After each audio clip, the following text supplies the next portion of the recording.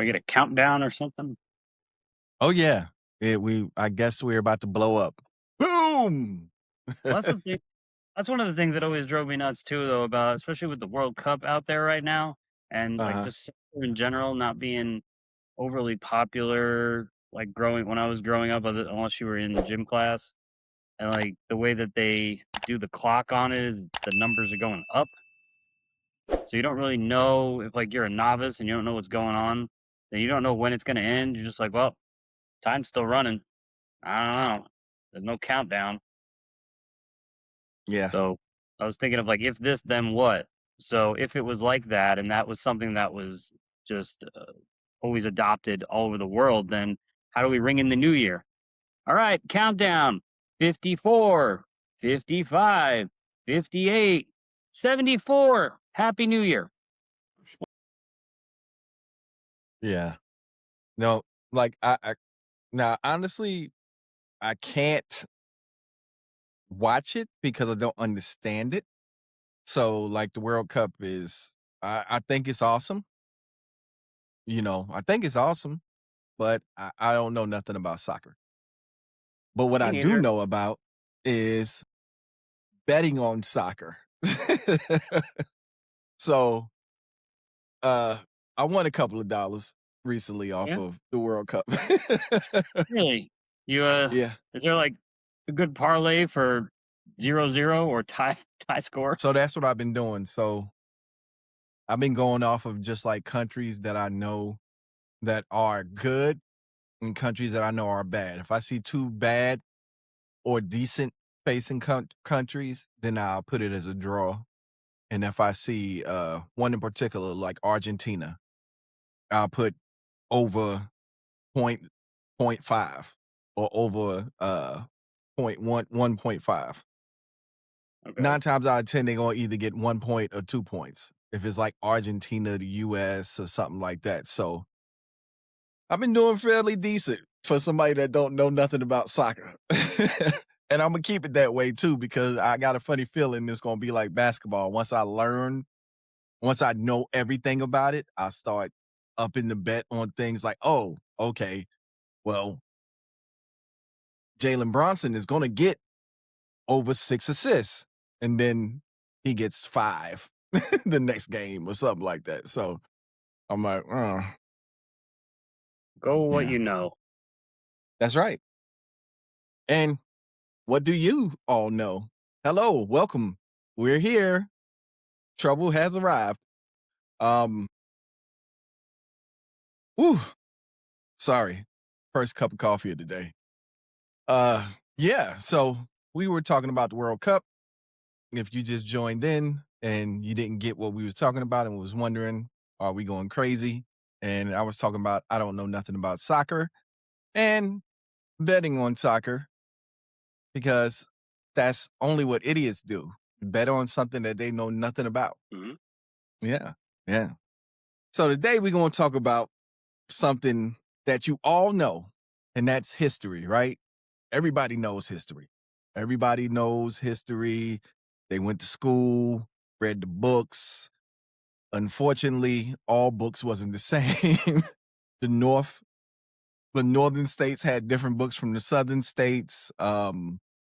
History was taught differently depending on where you was at in the world. So today we're going to talk about some historical things or some hearsay. Like growing up, you always heard the saying, lightning doesn't strike in the same place twice. That's a lie.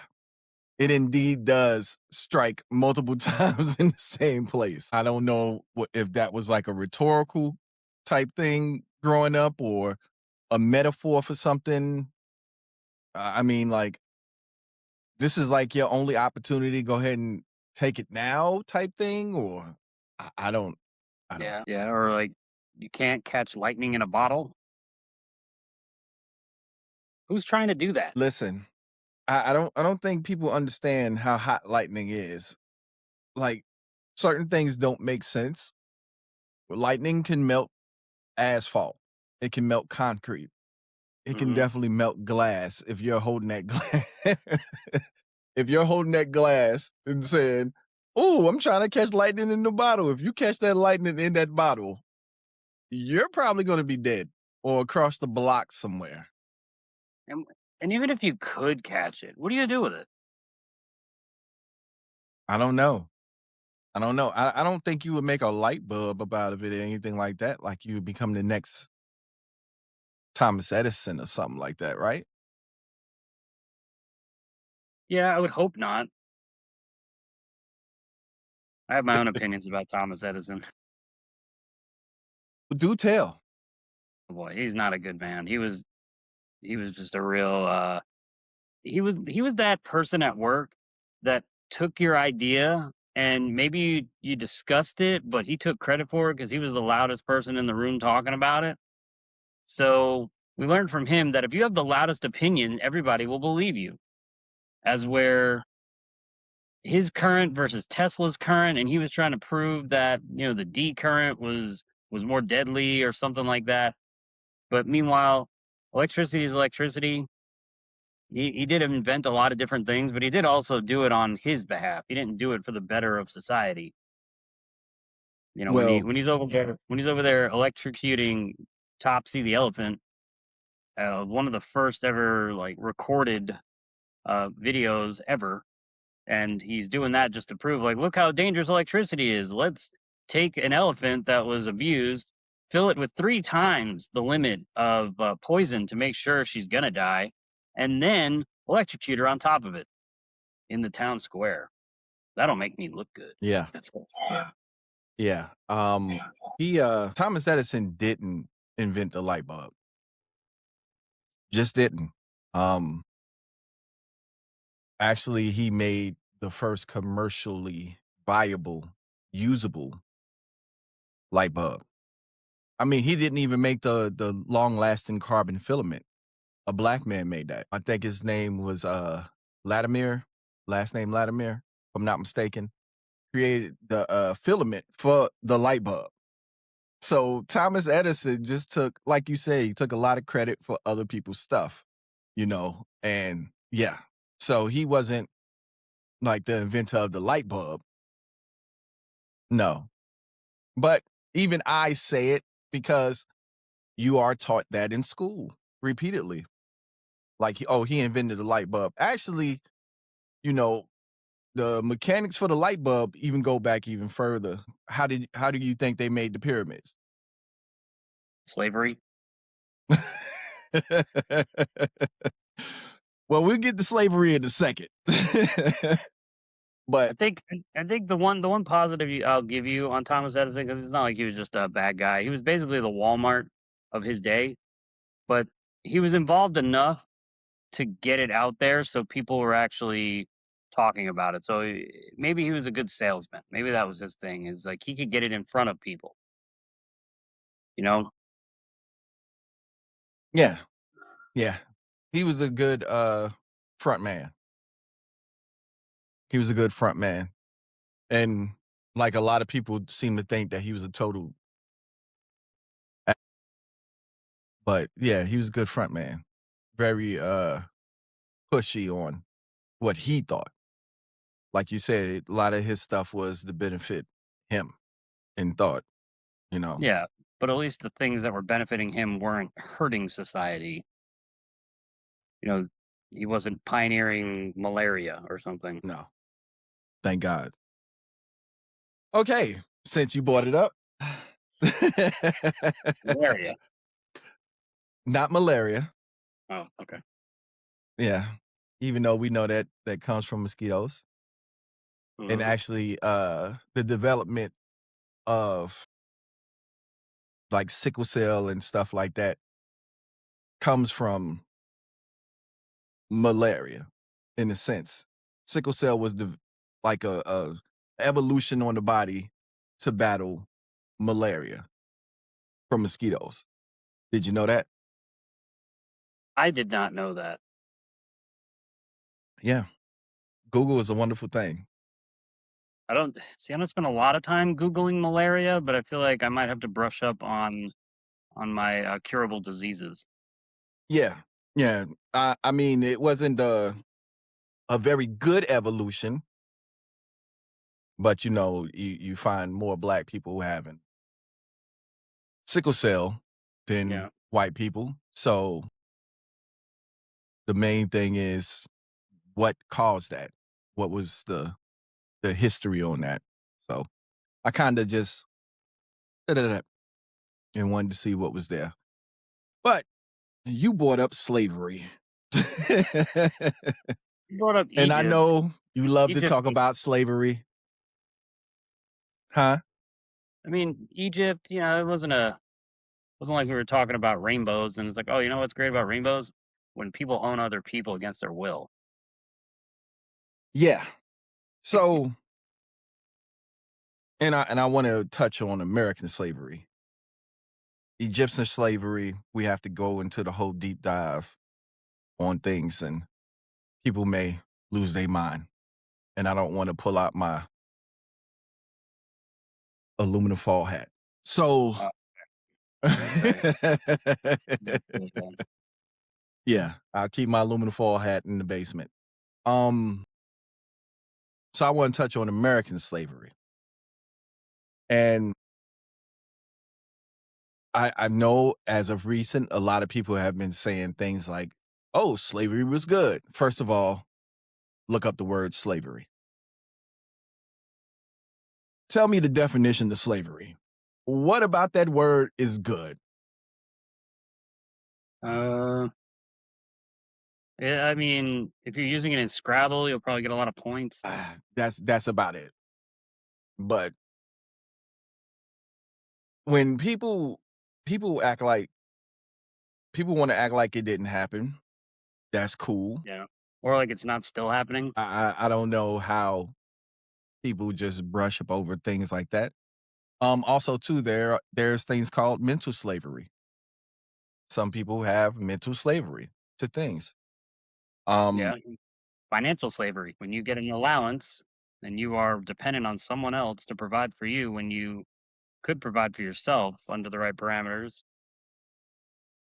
yeah, Tendencies there. yeah. Not the Eh, same, but similar. eh, I mean, if you don't work, you don't eat. Mhm. Yeah. But I want to get to the root of my discussion on slavery, and that is old honest Abe. And I know everybody has been told that Abraham Lincoln freed the slaves. That is not true. In fact, he was a supporter of the fugitive slave law.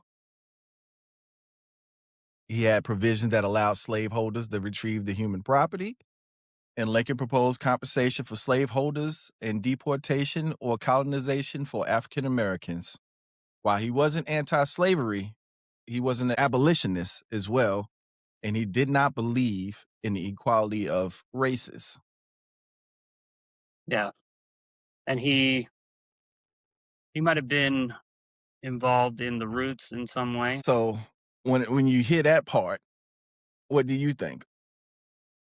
Well, funny you say that because I actually do a lot of history dives into oversimplified versions of things, and it's funny you say that because I was looking into the American Revolution over the past couple of months, and I know that Lincoln's major stance was really more around keeping the country together than it Right, was taking an actual stand, because he was really more about the politics of it than he was about having like his own personal feelings uh, then manifested into his work.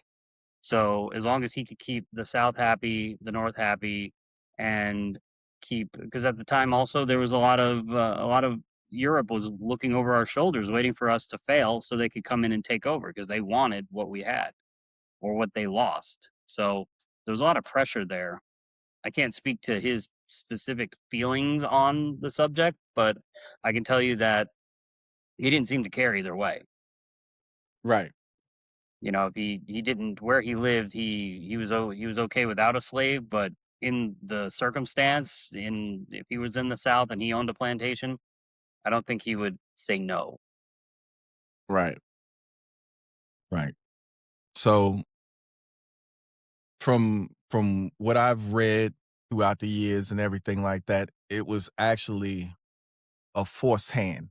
So basically you had like slaves from like Maryland, Louisiana, Missouri, Tennessee, West Virginia, just pushing up to the line and saying, hey, we free.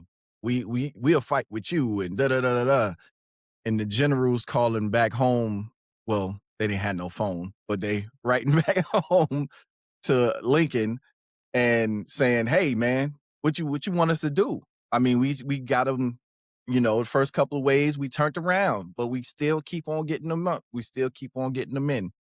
And what happened is over time, Lincoln was just like, "Let them in, let them in," you know.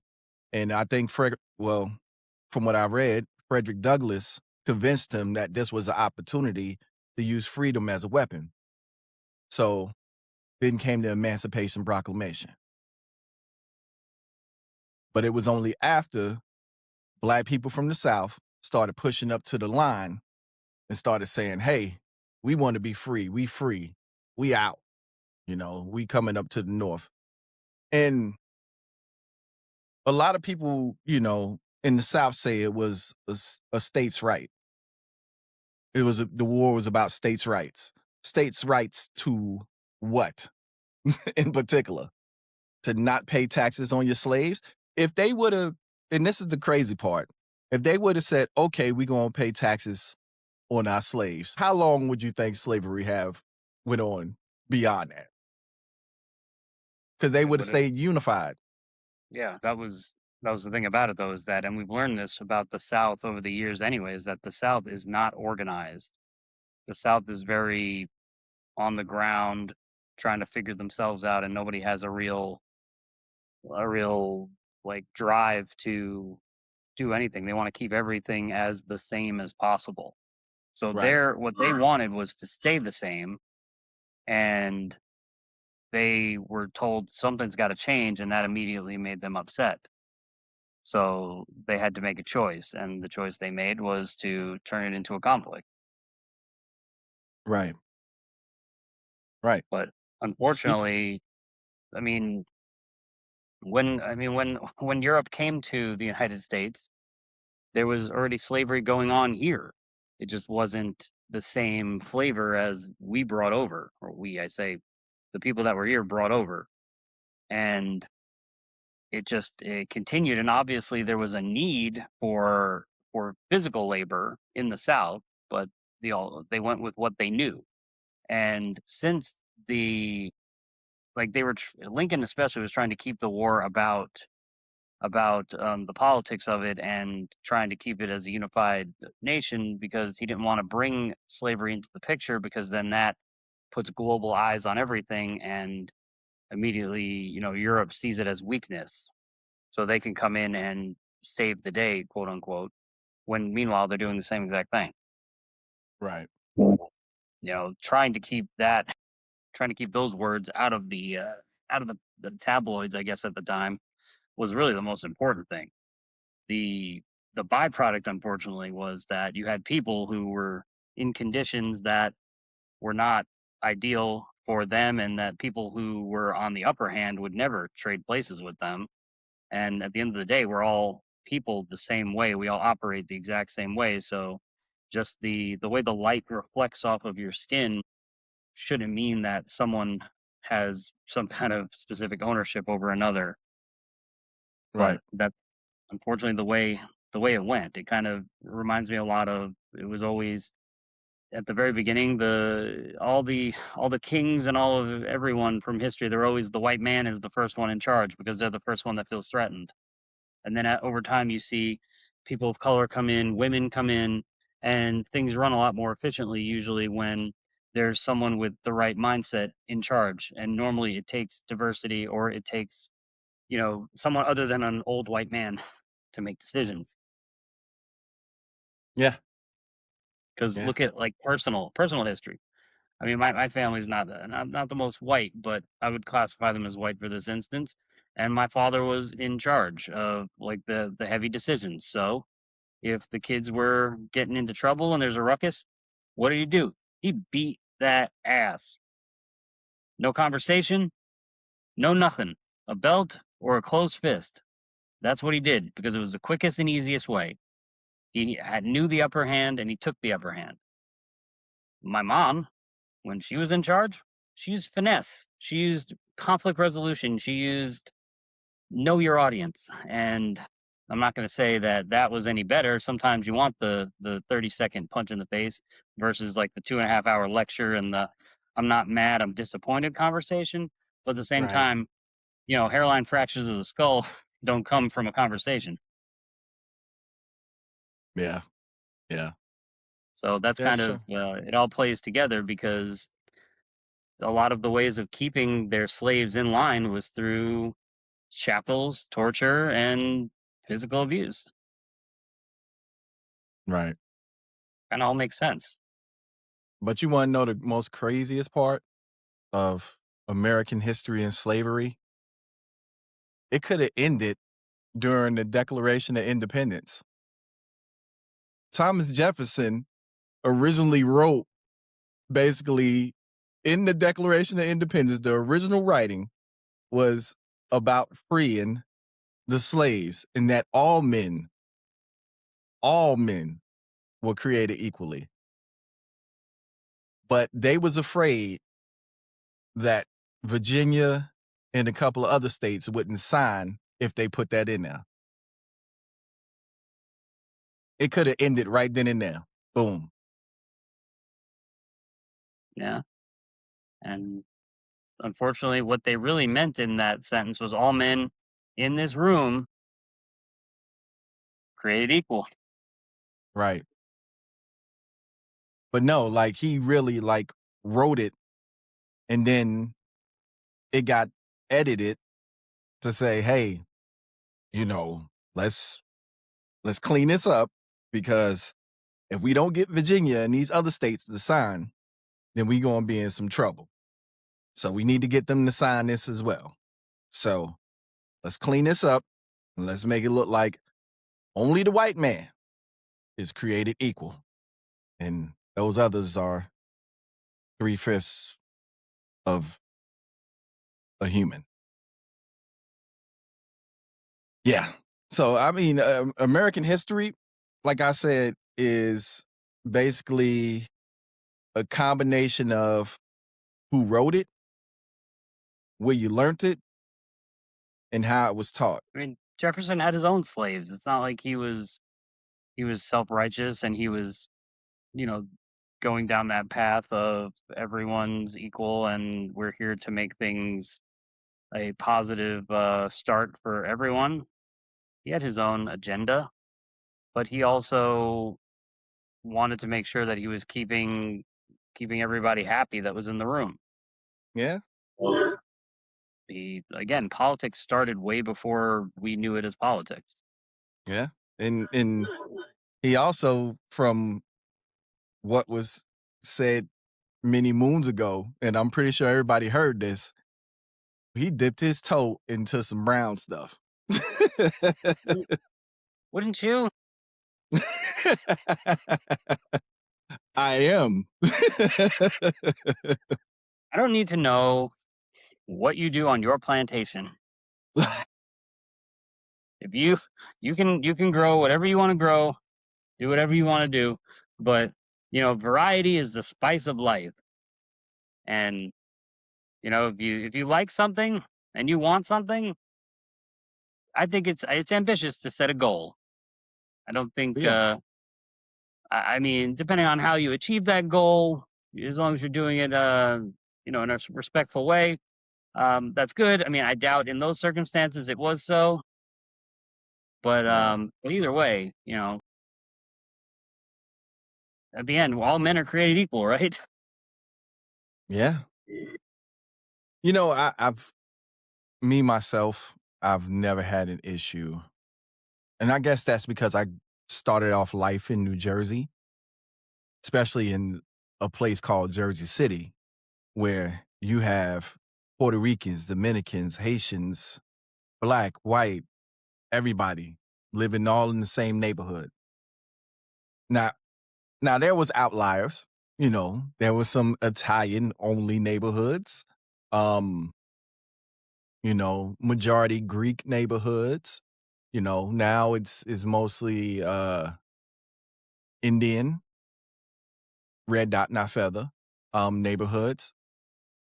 But, growing up, I mean, yeah, it was just like one of my best friends had like 30 letters in his first and last name. Like, so I grew up very diverse. And to come down here to the South and have majority only black neighborhoods or only white neighborhoods threw me off, and I see where a lot of issues lie, where some people may feel like black on black crime. Of course, you have only black people living in the neighborhood. What they gonna do?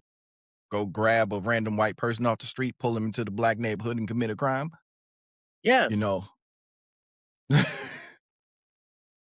know, so uh even like interracial dating. Like when I was like first started out in Charlotte, wasn't a big thing. You didn't see a lot of like early 90s Charlotte. You didn't see a lot of black dudes with white women or white men with black women. No. So I've never had an issue with it, but to see it now, how some people portray it like, oh, this person treat me better or that person treat me better. No, it's just that specific person treats you better. Doesn't matter about color. Mhm. Doesn't matter about race. So love who you want to love. That's all I'm saying. Yeah. Love who And you I want think to love. Be also happy. respect comes with it too, because if you're respectful to somebody who's different from you physically and they respect you, then you can tell that you and them at least have that commonality that you're seeing through that superficial thing. I still remember for me, and I don't want to go too far off track on this, but when I was 19, I had that turning point in my life where I didn't grow up in a household that really color mattered that much. I mean, I grew up in an Italian family, and everybody was basically like my grandmother. We always joked that she was the woman on the Aunt Jemima label because she looked just like her. And I mean, most of my family was dark, and then I was the white sheep in every way. Um, but when I was 19, I was an assistant manager of a shitty fast food pizza place, and it was towards the end of the night, and this older black gentleman walked in and ordered a pizza right at the end of the night when I was about to throw away everything because it was right near closing, and you can't keep all that. So he came in for his $5 hot and ready, and I said, I got an extra one. You want it?" And he said, "Yeah." So I gave it to him, and he paid. I handed him the pizza. He said thank you, and he called me pimp, and There that it stayed is. with me and has stayed with me for 20 years now. Maybe, yeah, about 20 years. That man called me pimp without even batting his eye, and that's when I knew that I was special. Nobody had ever called me that before. I And don't we're know talking what you like heard about Patrick, but he's a mother pimp. He a pimp. one But of the yeah. chosen. Oh boy, here we go. But Just it's gotta like slide those. Just gotta slide those little. they're called factoids. Okay. It's like Altoids. Like Altoids make your breath smell good, and factoids make your life smell good. Put more matzo balls on it. Let's Hey keep man, going. that's the way it is. But no, I think the fact is that at that time, from what I had seen in the community that I was living in, especially older people, because younger people they call each other a lot of things, and then it dies out. But when I was growing up in the '90s, people were calling each other pimp, and then this gentleman waited 10 years later and was still using it, meant that it was part of his vocabulary. And he used it in a positive way because it's not like I told him, sorry, we're closed, get out. And then he called me pimp. Like I did him a I solid. don't think he would have called you And pimp.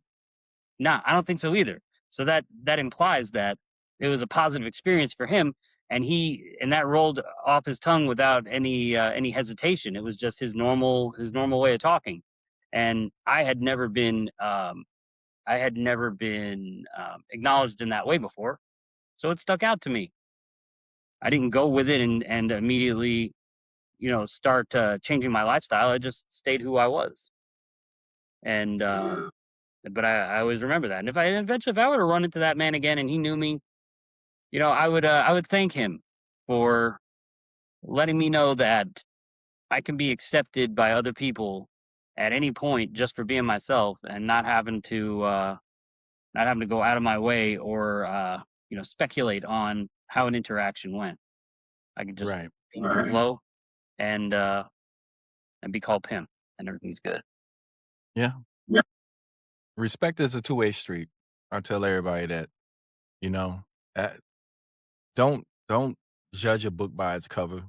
Don't look at a person and automatically assume something. You know, just respect them. That's all.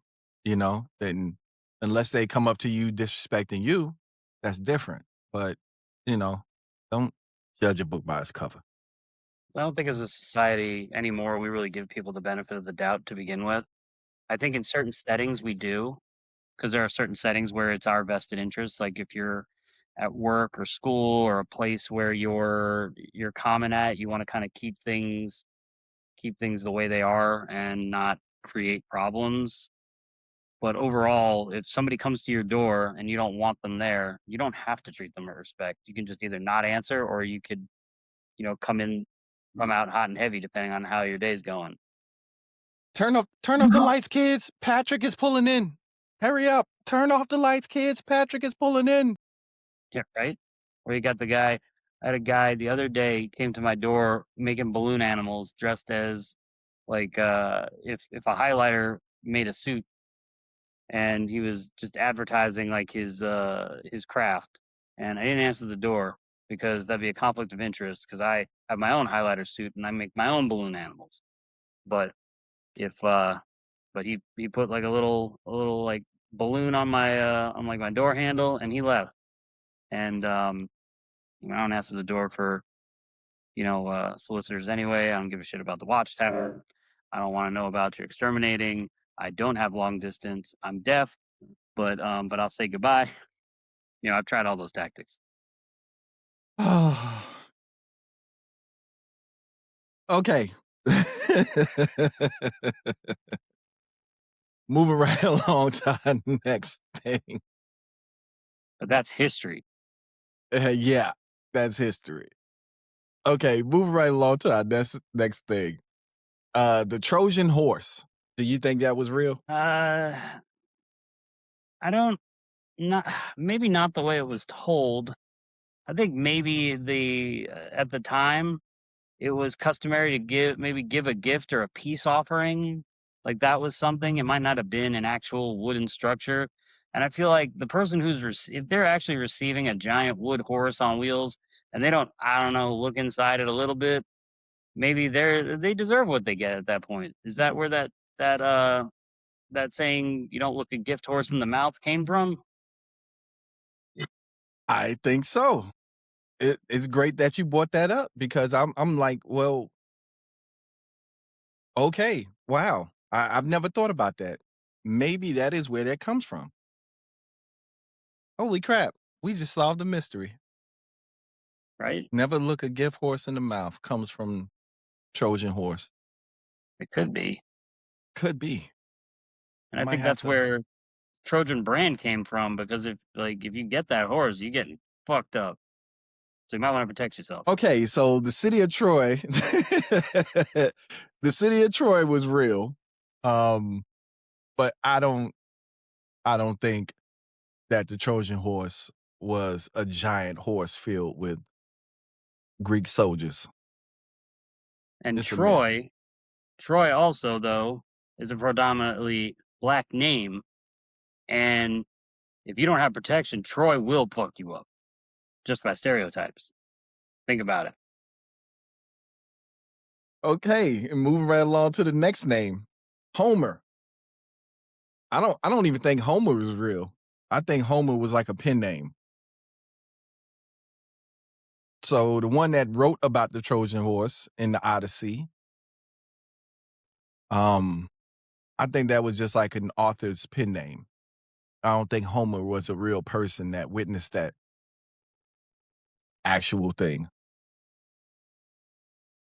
Because the story of the Trojan horse came way after the war between the Greeks and Troy.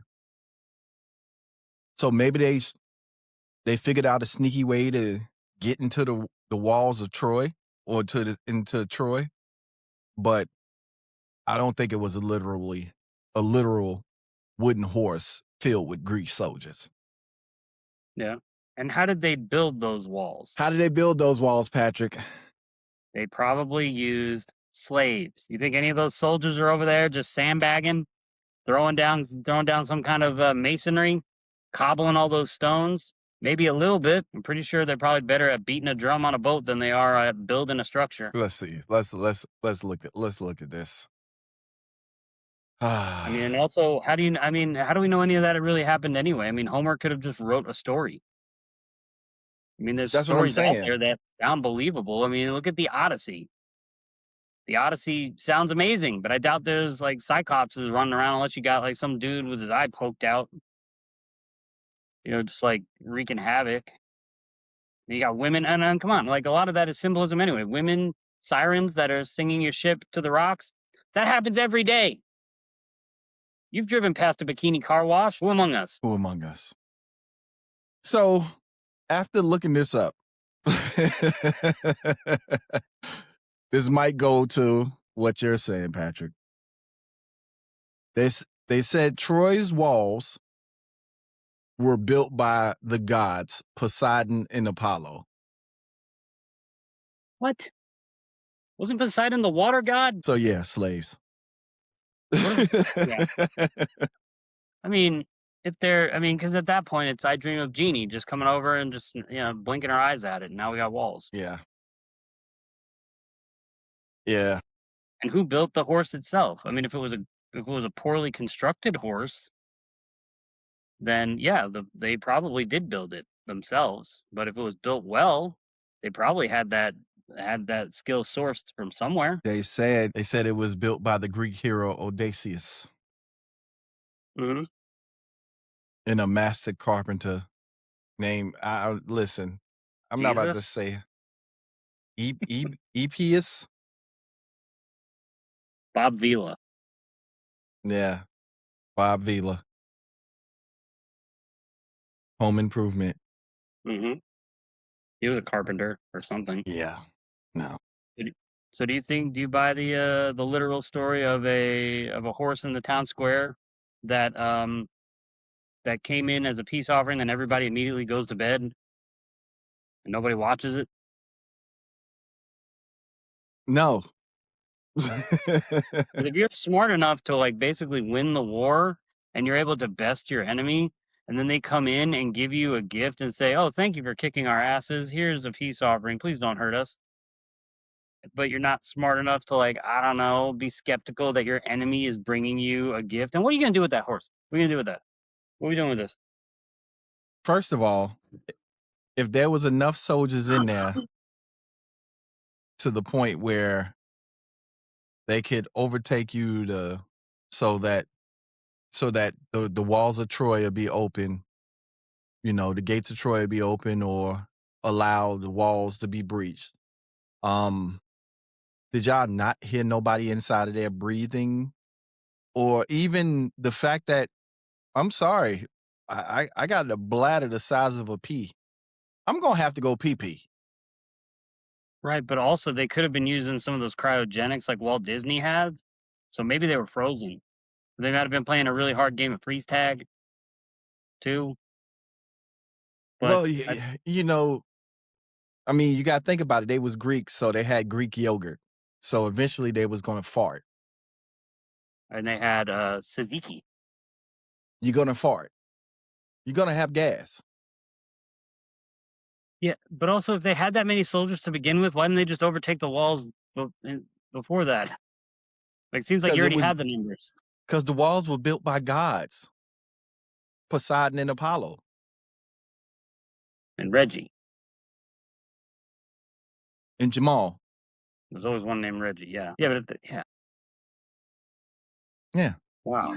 I don't see how any of that could ever And be also there's a true. lot of and everything they fought with, it's all metal. So if you're wheeling that thing in, it's not like you've got these smooth roads where you could just glide in like a Cadillac or you're on a pillow. Like you're gonna hear all that metal just chinging together Well, the whole time. this is during the Bronze Age. So Bronze was metal. they didn't have really good metal. Mm. They didn't. Apparently they had solid wheels though. Out of wood.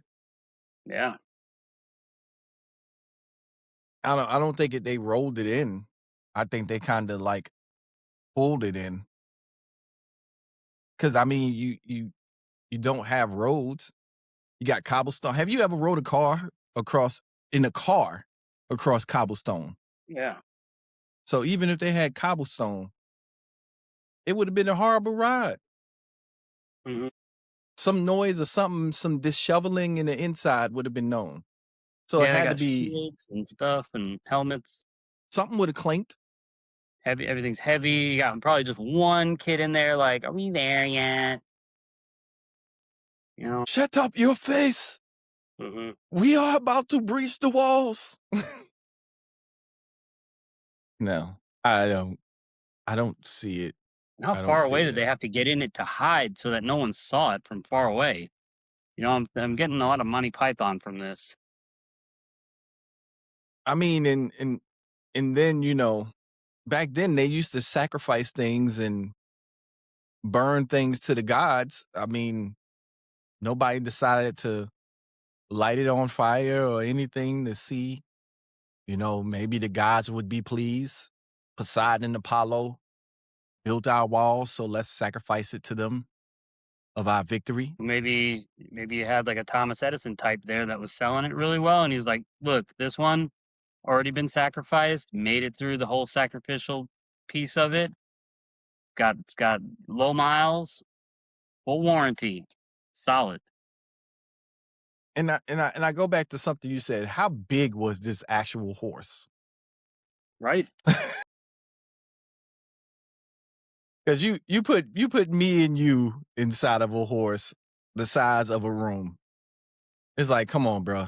Like, How many people are you, pulling this? Like even just two people, that's a lot of wood, and that's a lot. It's like, okay, we listen. We're gonna bring you a gift. We need 500 people are gonna be pulling it in on a rope. Don't mind that. We're here to say we're sorry. and I mean, I understand they had like a master carpenter doing all this, but how well was this thing put together to hold all the people in the inside? Because I mean, you got the horse legs, right? They have to be thin to look like a horse. And then you got the people in the inside. So you have basically the weight in the inside of it right here. So that weight, you got the two legs on the outside. So that weight is sinking down in the middle. Nobody noticed that the horse had a big bulging belly. Hey, horses have big bulges to begin with. That probably was what they were leaning on. A bow-legged horse, but and then like, did they have any like? You have to have ventilation, especially if you have that many people supposedly in there. You gotta have some kind of ventilation. Like, what do they do? What if they had no ventilation and everybody suffocated? They opened up the next morning. What you got in here? I got 10,000 dead guys. I wonder why they gave us that. It was weird. Probably Yeah. get a hold of them. Say, hey, you left some. There's a bunch of bodies in here. You want them back, or we want us to burn them? What are we doing here? We apologize. We killed our whole army for you. Yeah, no. Nope. they was only using 10% of their brain. Guess so. I guess that's why that might be why Homer, if Homer was writing it, as he saw it, maybe that's why he didn't use his name. Because it didn't make any sense. He didn't know it was going to be a hit or not. So going back to what I just said. So what we was taught was human beings only use 10% of their brain. Is that true or false, Patrick? I think in general society, that's probably the average because I deal with a lot of people that I struggle with how do they have cognitive skills because they clearly don't use what they have. Not But I guess not in the general parameters of everyday people, but no, we use more than 10% of our brains.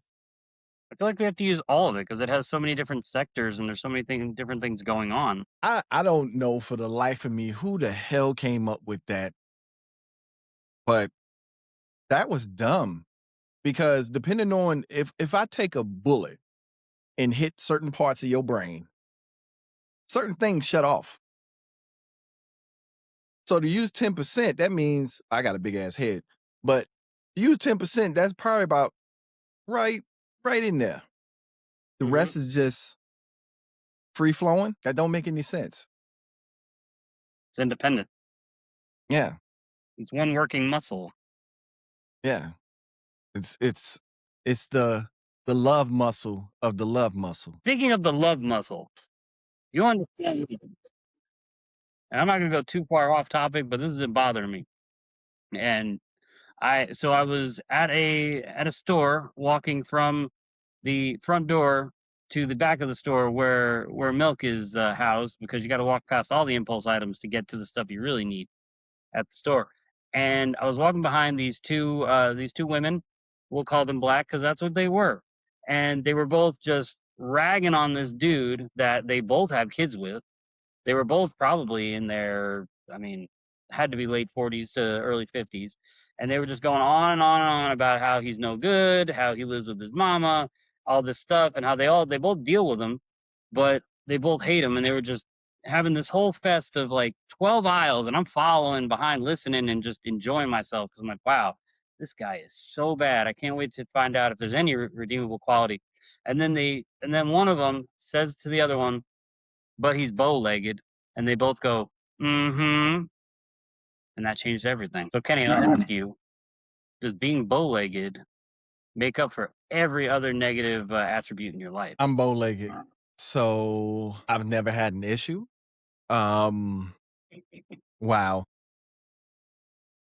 So, uh, whew, yeah. So, all right. I've I've found that some women are more attracted to me with shorts on. It's like, ooh, look, he bow-legged. Like when they're wearing shorts? No, if I'm wearing shorts, and I have Okay. chicken legs, so So you're wearing shorts, you got a plate of chicken legs, and these women are attracted to you. putting my third eye It, on. not Uh, feathered. no, I have skinny legs. So yeah, but I don't get it. I mean, so supposedly, um, if you're bow-legged, you have a good member, the penile man parts. The Kenzilla of the conversation. Yeah, you dragging a tail. Supposedly, I don't know. I don't know. That's where the term "draw a line in the sand" came from. I also got big feet, big hands, and bow legs. So I don't know. I've never had a problem, but I I But I've never sat beside somebody else that's not bow-legged and said, "Let's measure up and see where we at." To you don't see if have this to to see because if this myth is true. You don't have to because they don't get little after they leave the restroom, they don't have little pee stains in their socks. You ever sit down too quick? Nah, I'm just No, you ever stand up too quick? You ever sit down too quick and yeah. All right. Like, I get, but the question is, have you ever run into an instance where you felt like somebody was at their last, like at their last wit with you, but then stuck around and that was probably the reason or was the reason? Because everybody has their limits, but some redeemable qualities are far more redeeming. I'll say, dang, that was loud. I'll say once or twice. I haven't had many, so I don't have a long track record. I don't have NBA numbers. It only takes Um, one. but there's been a few hanger-ons, so to speak. I get that. I get that. And also, it really, the neighborhood you live in is dependent on how far there's a there's a street that was recently renamed to Martin Luther King, because Well, that tells you what kind of neighborhood you live in. in Jersey City, there's a Martin Luther King Boulevard, but Mhm. nobody from Jersey City calls it Martin Luther King Boulevard. They call it Jackson Avenue. Because that's what it was before, or That's what it was before. And supposedly, I've never did a full lookup on this, but supposedly the Jackson family did not Michael and Tito, not Hee, but Jesse? nope, not Jesse either. Nope, not the Rainbow Coalition. Um, we talking about like 1800s Miss communipal. Jackson? No, and no need to apologize. But we talking about like 1800s communipal, Jersey City, uh, the Jackson family. Well, from a little bit of history that I do know, it wasn't like communipal. It was out towards almost Bayonne, in which they own, but they did a lot for Black people, and so a lot of Black people felt some kind of way with them renaming it, because a lot of them was old enough. Well, a lot of them was still living when it became Martin Luther King Boulevard. And so a lot of them still called it Jackson Avenue. And so it just got passed on even to when I was a kid that this was Jackson Avenue, even though people would try to correct me still that's not from there or a school teacher or something. And I'd be like, nah, we call that Jackson Avenue. And so if you're not from Jersey City, we will know because you will say Martin Luther King Boulevard and everybody will look at you and say, oh, you not from Jersey City. Yeah, you got to go straight down Jackson Avenue. Matter of fact, you don't even need to be on Jackson. You can go down and get on Ocean. Yeah. So, yeah, Martin Luther King Boulevard. So moving Mm. right along to our last and one of my favorite, unless Patrick has some more. George Washington's wooden teeth. Mm, What do you think they were made by? Slave teeth. You think there was you think they had like some people that went into like the land of Oz and like enslaved some of those trees that were throwing apples and took their teeth and made wooden teeth out of them? Or you think, what was it, where'd the wood come from? I it never listen. Even as a kid, it never made sense to me. Like when you put a toothpick in your mouth, right? You let a toothpick Mhm. sit, a wood toothpick, sit in your mouth long enough, it'll start to, as it gets wet, it'll start to shed. Yep.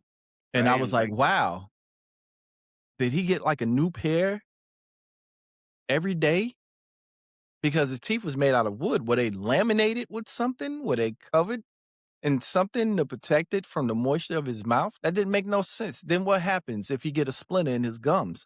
Like I asked all these questions when I was little, and the teachers would be like, "No, shut up." Basically, like just brush me off.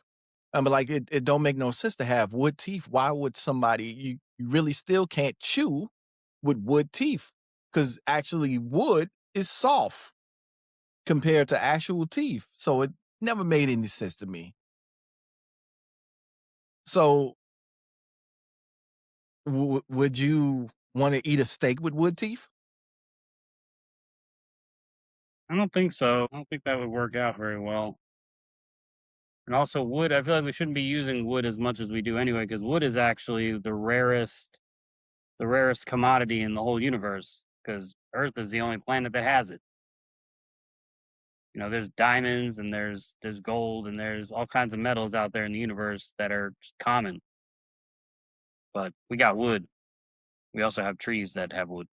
Well, we don't know because we haven't traveled the whole entire universe. So maybe there is a different form of wood someplace up out there. Could be. Yeah, you know. Could be. But I think maybe the whole wood thing for Washington was related to the fact that he seemed to have a thing for one of the 5 activities they did, I'm assuming, which was chopping wood, because he chopped down the cherry tree or something, like that whole story, which I believe he chopped down the cherry tree because cherry trees aren't very strong. I mean, if you've been to Florida and you backed into one, they go down. Okay, so the cherry tree thing. What is the purpose of telling that story though? You've never done that? You've never worked with somebody who's done that? Has been like, "Listen, I broke this, and here's how it fixed it." Told you the truth.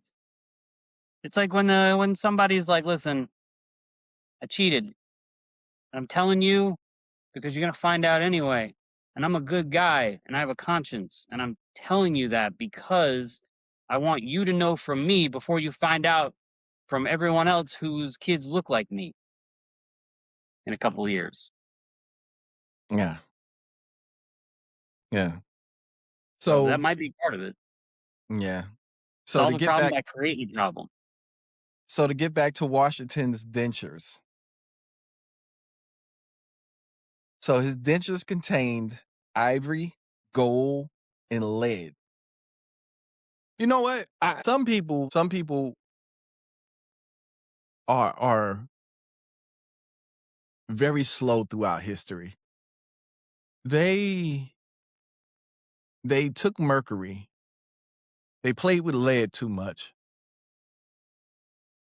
And then they wonder why they went to war and did all these psychotic things.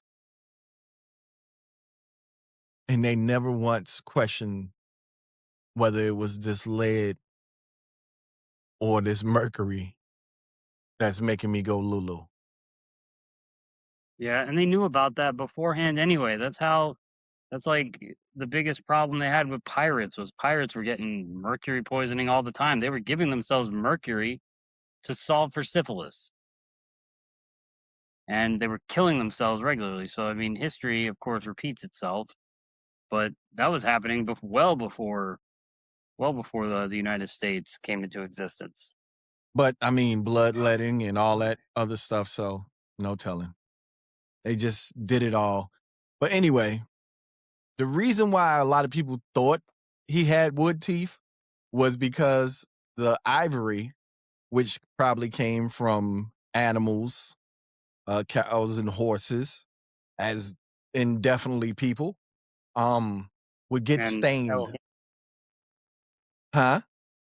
elephants. I mean, if you're getting slaves from Africa, there's a lot of elephants in Africa too. Well, he could have got ivory from the horns of, the elephants as well. No Yeah, telling where he was getting this ivory from. maybe the Ivory Coast.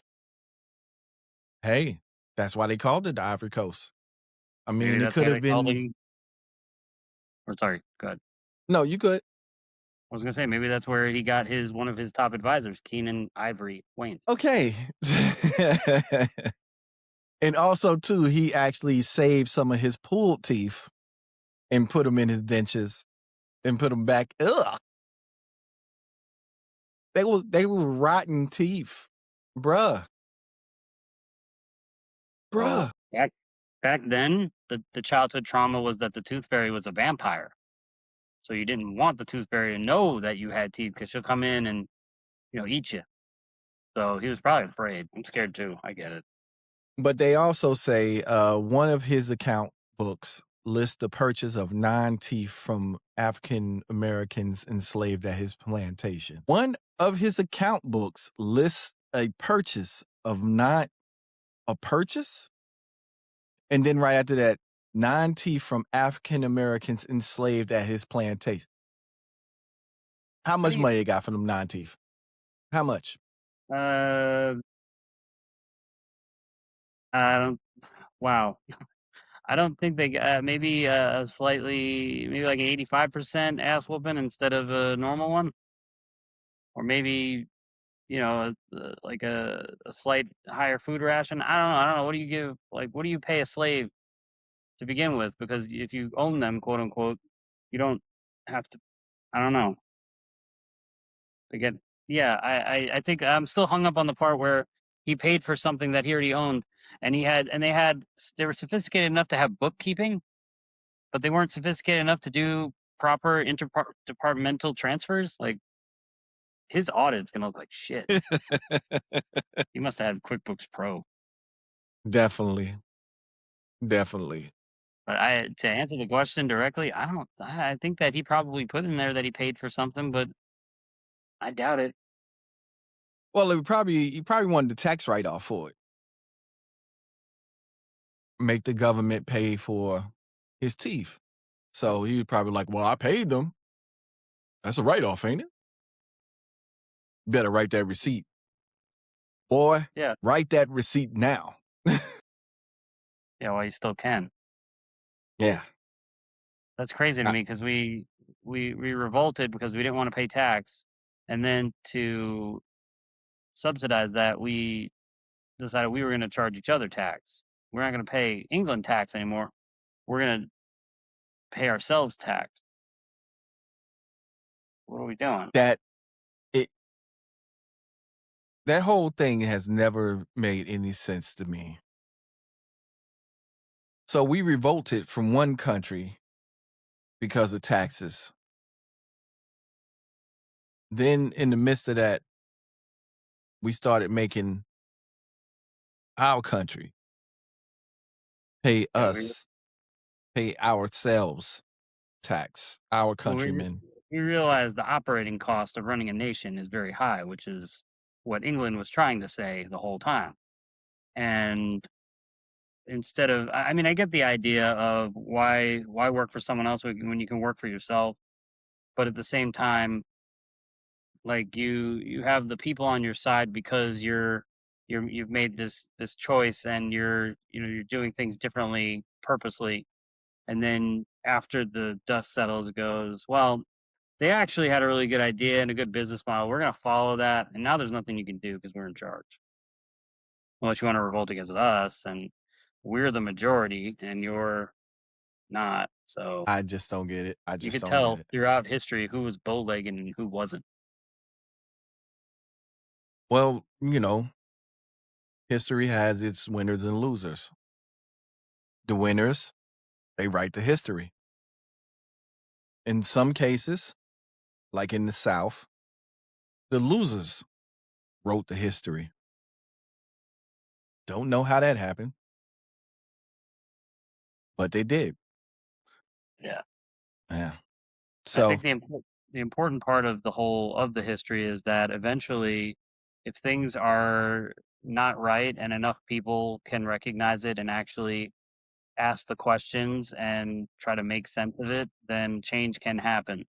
Because the whole idea of slavery was never a good idea when you really look at it from a wide angle, and the fact that it went on for as long as it did is just not not something that we can forget, but we can also have some comfortability that it moved forward and got away from it, because the people that eventually did get free and became free got to have what they really wanted, which was freedom and the right to drink out of a separate water fountain. Because now you're not property. We're equal, but I'm weirded out by you now. Yeah. So now I'm uncomfortable. Now I'm uncomfortable. I was comfortable because I was here and you were here. Now I'm uncomfortable because we're at the same level. So can you just not touch the same fork I touch? Is that how I can get that control over you? I don't want you sitting at the same table or eating at the same restaurants as me. I don't want your kids going to school with mine because they're No. not learning the same things. Yeah.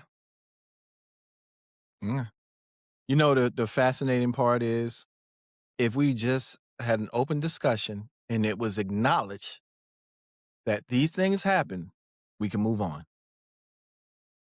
That's Yeah, it. and the sad thing about it though is that people can't take down that guard because being vulnerable was way less accepted than it is today, and even now it's not widely accepted. But if people could have been their true selves, maybe a lot of this could have been avoided. Yeah. And I mean, you know, my parents were born during segregation. Mine too. They went to school during segregation. So, I mean, you know, to act like none of it happened or we just supposed to comb it over and it ain't been 100 years since it happened because after slavery ended, Jim Crow came in and was like, well, let's just continue what we've been doing before that. Yeah.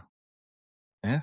I You know what? And the crazy thing is to go back even to the Abraham Lincoln thing is you could tell that it really wasn't in nobody's interest to really free the slave because the whole 40 acres and the mule thing, soon as soon as Abraham Lincoln caught that bullet, they was like, "Oh, we got it. We done with that one. Let's go ahead and chuck that." And so, yeah, Yeah, so it's really let's go philosophical. It was more peace of mind than it was a like an actual piece of land. It was 40 acres of solitude within, and the mule is you you know, yeah, working for you are me the again mule. because you can't get no job, so you got to come back and work for me. And Texas is all like, "Hey, everybody, we're free now." I didn't hear that. Back to work. You know, and people don't understand the funny shape of Texas.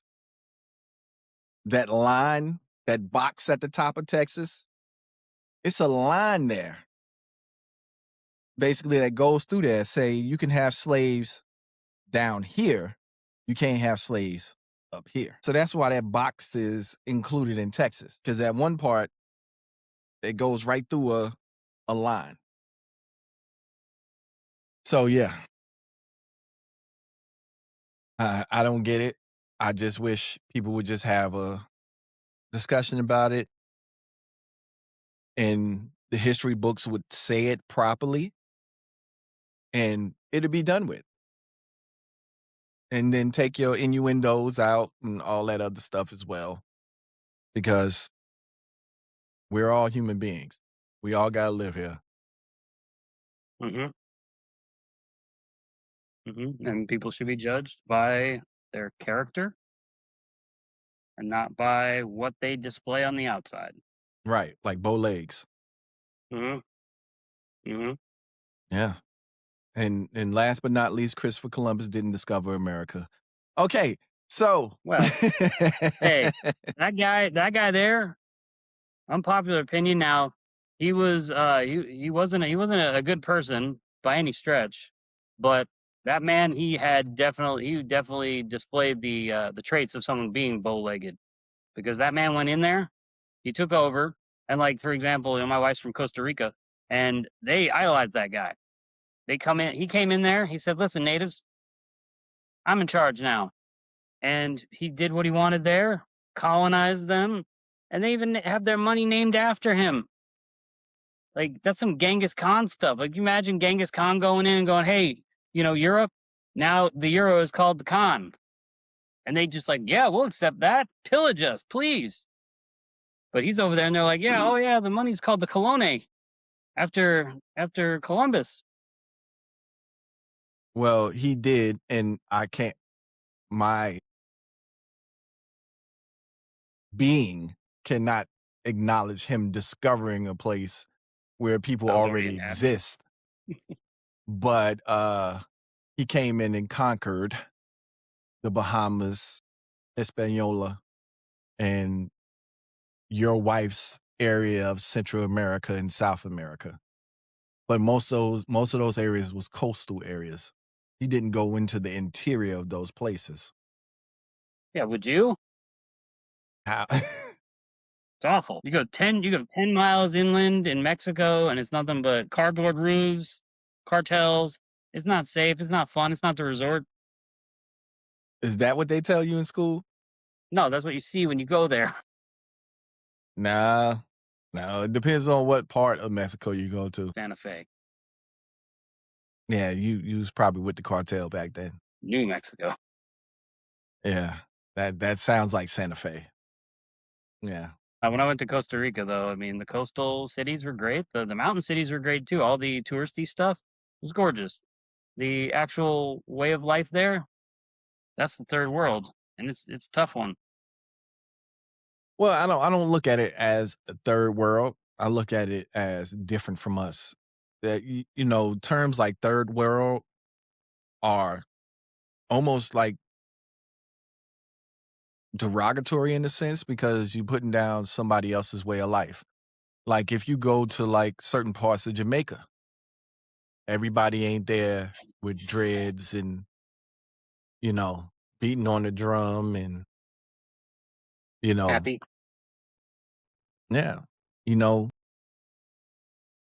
So, I mean, there's parts of the US, parts of Los Angeles, you can almost call a third world, especially when you drive past rows and rows of homeless people living in tent city and building homes, basically homes up out of what they found in scrap yards and stuff. So, I mean, you can call some places here in the US third world, you Yeah, know? it's true. It's just it's sad that the way of life is so drastically different than the way of life I've seen growing up in the US. Right. But Because they're you'll find that those people are much more happier because they don't have all that stuff to worry about like we do. true. Somewhat, yeah.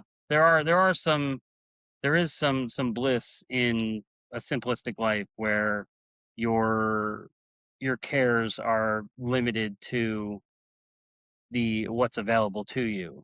You know, they're not worried about things like, oh, the internet's down. They're worried about things like being able to eat. You know, Right. so they're I mean, they have the same basic way like same basic, life goals, except theirs are also magnified because if something go like if they have a drought, they have bigger problems than if we have a drought. Yeah. But I would say though that it is a different way of life, and to that point of Columbus isn't going that far inland to have no air conditioning and no hot water. That's that's outside everybody's interest. But you don't think he went into Colombia and got some of that cocaine Boy, I bet he went to Brazil and got some churrasco too, and it was amazing. and took it back to Spain and was like, look, look what I found. Yeah, These people and guess what? are so full of energy and happy all the time. And I was wondering And, why. we, And then I tried this leaf. let's come over and let's go back because we need to go get more. And let's have them adopt our language, but not our language, a version of our language. That way we can look down at them and they can't understand what we say, but we can understand what they say. Mhm. Yeah. Unfortunately And for go ahead. I was just gonna say, and then Henry VIII is over there just talking to eunuchs. He's like, listen, guys, you got no dongs. You got to be in charge, right? Take some of this leaf. You'll forget all about your dong. All he wanted to do was get spices from India for some reason. And went the wrong damn way. And if he did get them, let's be real. European white man, if he got spices from India, he's not coming back from that. He's gonna be sitting on in that outhouse for the rest of his life because they can't handle that. You know, like vanilla ice cream's too spicy for those white people. My thing is, was he really trying to get spices from India, or did he have knowledge before he traveled that something was up over there? I think he had knowledge because nobody just goes far fetched off a beaten path like that. You think he had some intel that there was something else going over there? Yeah, because I mean, Leif Erikson came to North America way before Columbus did. The Vikings came here way before Columbus did, like almost like 500 years. So it had to be some writings about, different places, you know, and during that time, depending on when Leif Erikson traveled, you have ice sheets in the north far Mhm. more than what we have now. And so, Greenland could have still been part of what he thought was Greenland, but it was actually Nova Scotia, and different parts of, the continental North America. So, True, and it was and said, go ahead. it could be. I mean, it could have been a lot of things that he could have been looking for. I mean, but he used it under basically a trade route. It could have been a way to get the upper hand on China because a lot of what they were exporting from China probably wasn't as cheap as they wanted it to be. So they were probably looking for an easier way to do things. And Well, then they go there and they make a choice. They either conquer it, enslave it, take it over, or walk away from it. right. And to go to the point of where you was talking about, shipping from China, they basically had to go all the way across the continent, you know, even from India. They had to, continental travel, you had to basically go through everything, and that probably was a lot, and to take a ship across down Africa and go across the basically the Horn of Africa, the bottom part was dangerous. Or the You had to know Mediterranean. what you know. No, the bottom, what is Yeah, that? all the way. Yeah, Yeah, South Africa. yeah, South Africa. So I Yeah, mean, it so had to be horrible, on ships, and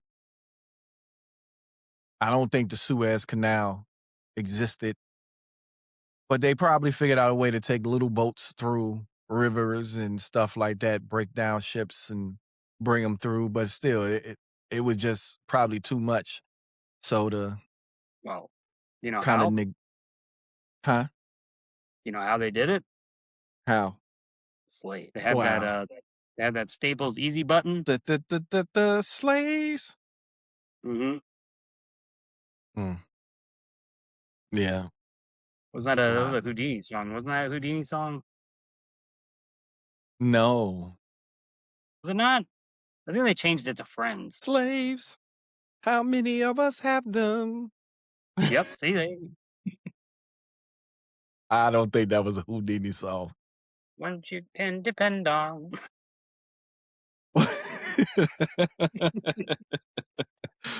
I don't think that was a Houdini song.